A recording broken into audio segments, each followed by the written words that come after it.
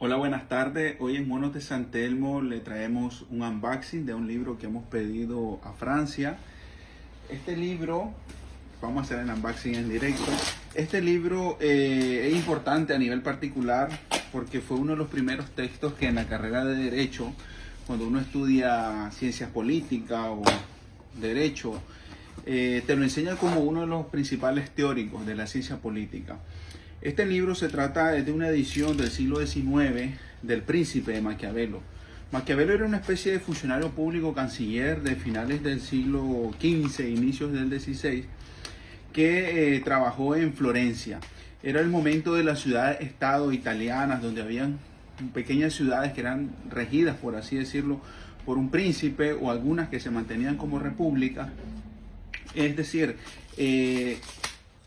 existía esa pluralidad, podríamos decirlo, del ejercicio del poder, donde había monarquía ya muy bien consolidadas, como era la de Luis XII en Francia, que juega un papel importante en el desarrollo de la vida de Maquiavelo, y pequeñas ciudades, estado italianas. No tenemos que olvidar que en ese momento pues Italia, pero también Alemania y otros países, con excepción de España, que se había unificado el trono con los reyes católicos, se mantenían bastante divididas hasta la reunificación italiana de finales del XIX con Garibaldi, que por cierto estuvo en Nicaragua, en la ciudad de Granada, y fundó una empresa de amarres y mecates, como le llamamos comúnmente en Nicaragua, para barcos. Este es el libro de Maquiavelo. Yo siempre recomiendo hidratar un poco el lomo encuadernado en holandesa, porque es la mitad de la tapa, por así decirlo, y el lomo en piel, y el resto pues en papel de encuadernación. Esta es una edición de 1884 y es un libro que ha calado, por así decirlo, tanto en el imaginario colectivo como en las carreras universitarias, pero también en el ejercicio de la política misma. Uno de los principales,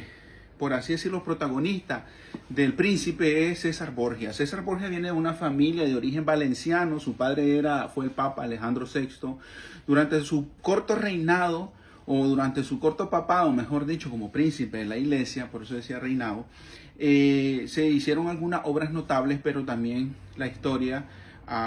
lo ha dejado remarcado como un papa o una familia con una ambición de poder, a pesar de venir de una ciudad muy pequeña, en afueras de Valencia, que Valencia en ese momento era una de las ciudades más importantes de España. Dentro de sus obras destacan la fundación, por así decirlo, no fundación, sino la conversión en universidad, tanto de la Universidad de Alcalá de Henares, que es la actual Universidad Complutense de Madrid, pero que tuvo su sede original en la ciudad de Alcalá, y la construcción de la fachada original también de esa universidad, pero también la Universidad de Valencia. Su nombre fue Alejandro VI, el nombre que optó como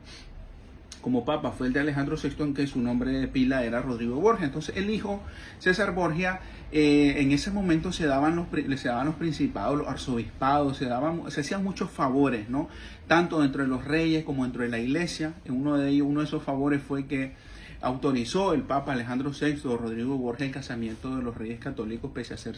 primos. Entonces, posteriormente, esos favores se devolvían, y un ejemplo de ello es que César Borgia, uno de los grandes protagonistas de este libro del Príncipe, es que fue arzobispo de Valencia, pero que también el mismo rey de Francia le dio el ducado de Valentinois, que también proviene de la misma palabra latina, Valentia, pero son dos ciudades distintas, una en el sur este, por así decirlo, de Francia, y la otra en el este peninsular de España, que es en la que actualmente está la librería. Entonces el duque de Valentino, como también se le conocía, César Borgia, es uno de los principales protagonistas, y esta obra me marca a nivel personal porque los profesores que uno tuvo, tanto en las asignaturas de teoría del Estado, de filosofía política, o de derecho constitucional, o de historia del derecho, pues, o de la política, te das cuenta de que fue un antes y un después. Esta obra fue publicada póstumamente, aunque se dicen que hubo algunas ediciones que circularon en vida de Maquiavelo.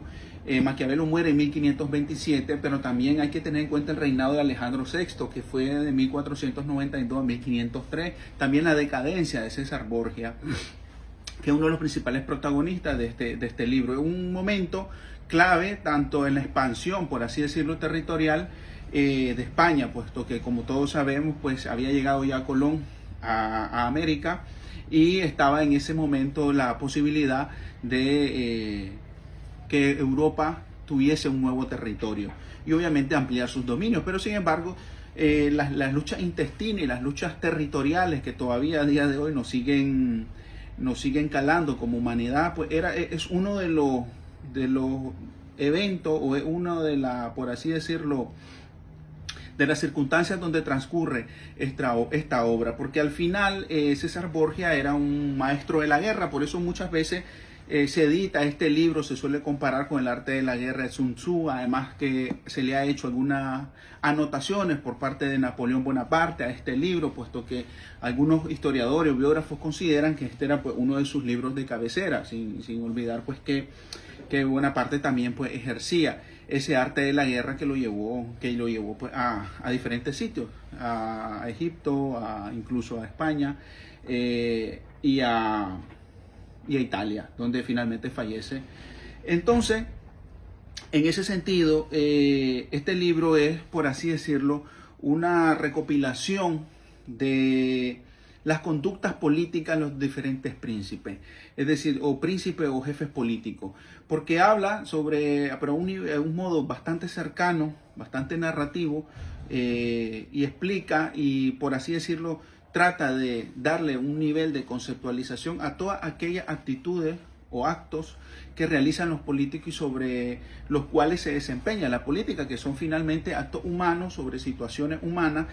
a las que se quería darle una especie de conceptualización o de ciencia, para hacer de la política una ciencia y no solamente una práctica de poderoso, una práctica de nobles, de reyes, de papas. Y en ese sentido este libro narra pues las peripecias o las conductas que se toman alrededor de la guerra y la política, porque en este momento y también el gobierno civil, hay un capítulo, si no me equivoco, el 9, que habla pues sobre el gobierno civil, por así decirlo, es decir, cuando el príncipe desarrolla su actividad política, o el líder o el presidente, como le podríamos llamar hoy en día, desarrolla su actividad política sin estar en un periodo de guerra. Entonces habla sobre estas diferentes etapas, trata de sistematizarla y darle una especie de tratado, porque este libro también se lee paralelamente con otros libros, como el caso de Leviatán, de Hobbes, o el caso de la República, de Platón, el caso de la política, de Aristóteles. Entonces ha entrado en ese Parnaso, por así decirlo, en ese Partenón de los libros clásicos de la teoría del Estado. Teoría del Estado que nos habla obviamente de un periodo concreto, que es inicios del siglo XVI. Sin embargo, hoy la teoría del Estado, pues ya la historia la ha puesto a revisión, ya no es esa teoría del Estado clásica de un Estado que está conformado por sociedad, por gobierno, territorio, soberanía, porque ya hemos visto pues que todos esos conceptos, tanto el concepto de sociedad como los territorios, como el mismo de soberanía, prácticamente se vienen vaciando de contenido, y obviamente la época industrial, la época comercial, la globalización y obviamente también los actos conservadores del poder, es decir, de dinastías que se quieren prolongar en el tiempo, en el ejercicio del poder, pues siguen haciendo de la teoría del Estado clásica una cuestión a revisar. ¿Por qué? Porque sus conceptos básicos y fundamentales se han vaciado de contenido, aunque las actitudes humanas en el ejercicio de la política reflejadas en este libro quizás sigan perviviendo, así como lo es la violencia, la muerte, la adquisición del poder por el despojo, la envidia y precisamente también la estrategia de unos gobernantes de arrebatarle el poder al otro. Por eso quizá el adjetivo de maquiavélico se ha denostado a lo largo de la historia, porque es un libro también de estrategia, porque narra pues las estrategias que llevaron a cabo tanto papas, príncipes o señores de ciudad-estado o incluso reyes para hacerse con el poder o hacerse con los dominios del otro. En ese sentido hay que tener en cuenta que Maquiavélico viene de Maquiavelo, pero Maquiavelo en este sentido no es la persona, no es el personaje principal, no es el que desarrolla la trama, ni el partícipe y el protagonista del libro. Es el escritor que trata de sintetizar a modo de historiador, a modo de político, pero también de científico, toda esa actitud y todos esos vericuetos y peripecias que se atraviesan en la política.